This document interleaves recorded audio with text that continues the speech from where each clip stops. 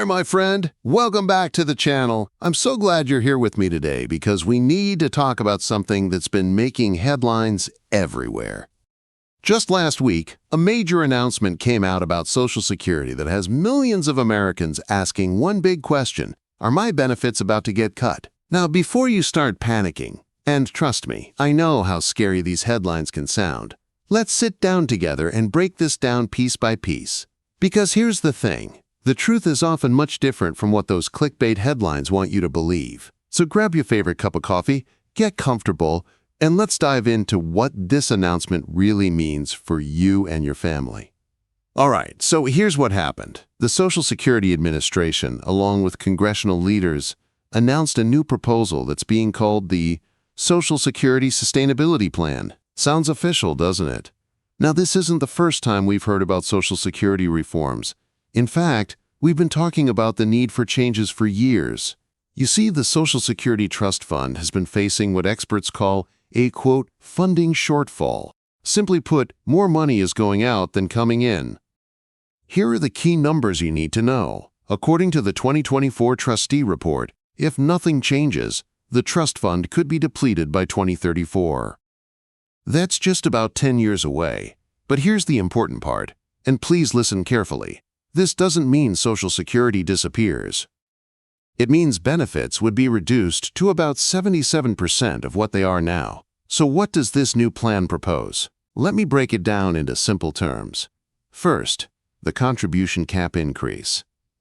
Right now, you only pay Social Security taxes on income up to $160, $200. The new plan suggests gradually raising that cap over the next 5 years. This means higher earners would contribute more to the system. Second, a slight adjustment to the retirement age. The plan proposes gradually increasing the full retirement age by 2 months per year, starting in 2030. So if you were born in 1970, instead of retiring at 67, your full retirement age might be 67 and 4 months. Third, and this is important, there's a benefit calculation adjustment for future retirees. This doesn't affect current retirees or people already receiving benefits. It only impacts the formula for people who haven't claimed yet. Now, let me tell you what this plan does not do. It does not cut benefits for current retirees. It does not eliminate Social Security. And it does not dramatically slash future benefits. Let me give you a real example. Say you're 45 years old today, and you're expecting to receive $2,000 a month in Social Security when you retire. Under the current system with no changes, you might only get $1,540 a month if the trust fund runs low. But under this new plan, you'd likely still get around $1,900 to $1,950 a month. That's a much better outcome. The plan also includes some good news. There's a provision to increase benefits for the lowest income earners. If you've worked for 30 years but always earned modest wages, you might actually see a small increase in your benefits. Now, here's what I want to know from you. In the comments below, tell me, how do you feel about these proposed changes? Are you someone who's already retired and feeling relieved that current benefits aren't being cut? Or are you in your 40s or 50s, wondering how this might affect your retirement plans? I read every single comment, and I love hearing your thoughts and experiences. Your stories help other viewers too, so please share what's on your mind. Okay, so now that we understand what's being proposed, let's talk about what you can actually do about it. Because here's the truth. Whether these changes happen or not, there are steps you can take right now to protect your retirement. Step 1. Check your Social Security statement. Go to ssa.gov and create your account if you haven't already. Look at your earnings history. Make sure everything is accurate. I can't tell you how many people I've met who discovered errors that cost them thousands of dollars in benefits. Step 2. Understand your full retirement age. This is crucial. If you were born in 1960 or later, your full retirement age is 67. You can claim as early as 62, but you'll get reduced benefits. You can wait until 70 and get increased benefits. Know your options. Step 3. Don't put all your eggs in one basket. Social Security was never meant to be your only source of retirement income. It's designed to replace about 40% of your pre-retirement income. You need other savings too. If you're in your 20s or 30s, you have time on your side. Even small contributions to a 401k or IRA can grow significantly over time. If you're in your 40s or 50s, you might need to be more aggressive with your savings. Here's a simple rule of thumb.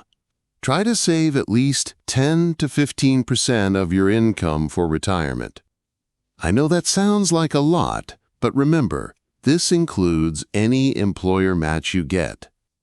If your employer matches 3% and you contribute 7%, you're already at 10%. Step 4. Consider working a little longer if you can. I know. Nobody wants to hear that, but here's why it's so powerful. Every year you delay retirement past your full retirement age, your Social Security benefits increase by about 8%. Plus, you're adding another year of earnings to your record and another year of savings to your nest egg. Step 5. Stay informed, but don't panic. Changes like these take time to implement. This proposal still needs to go through Congress. There will be debates, modifications, and plenty of time to adjust your plans if needed. Let me share something I've learned after years of helping people with retirement planning.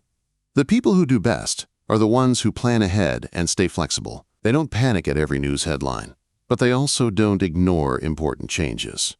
So when might we see these changes? Well, that's still up in the air. The proposal has been introduced, but it needs to make its way through committees, debates, and votes in both the House and Senate.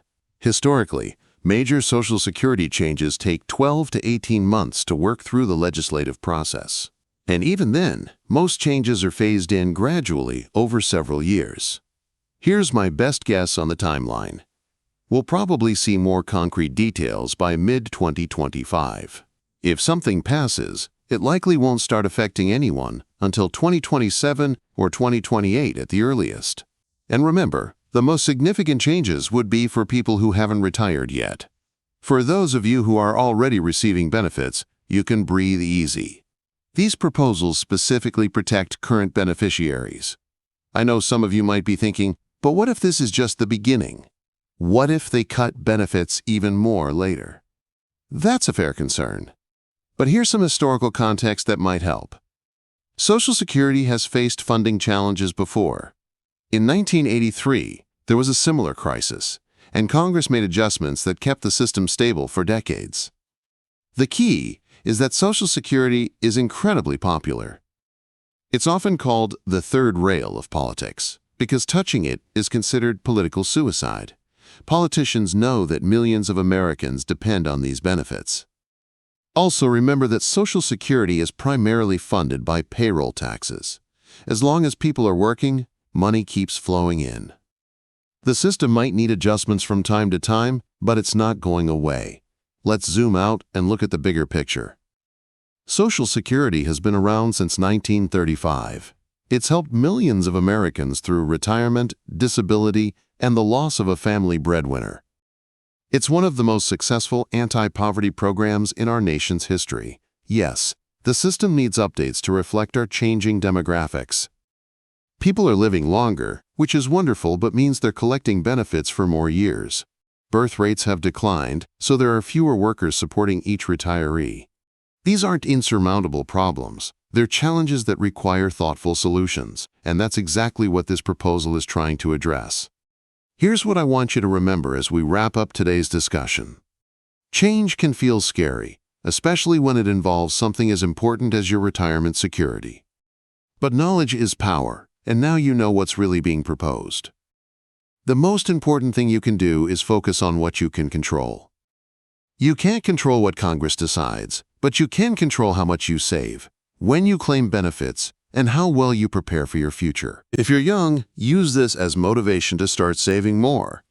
If you're middle-aged, maybe it's time to meet with a financial planner and make sure you're on track. If you're close to retirement, understand your options and make informed decisions about when to claim your benefits. All right, my friend, that's a wrap on today's deep dive into the new Social Security proposal. I hope this helped clear up some of the confusion and gave you a realistic picture of what we might be looking at. Remember, I'm here to help you navigate these complex topics. If you found this video helpful, please give it a thumbs up. It really helps the channel reach more people who need this information. And don't forget to subscribe and ring that notification bell so you don't miss any updates. Because you know what? As this proposal moves through Congress, there will be more news, more changes, and more things to discuss. I'll be here to break it all down for you in plain English. Do you have questions about Social Security that I didn't cover today? Drop them in the comments, and I might just make them the topic of my next video. Until next time, take care of yourself and remember, your financial future is in your hands, and you've got this. See you in the next one.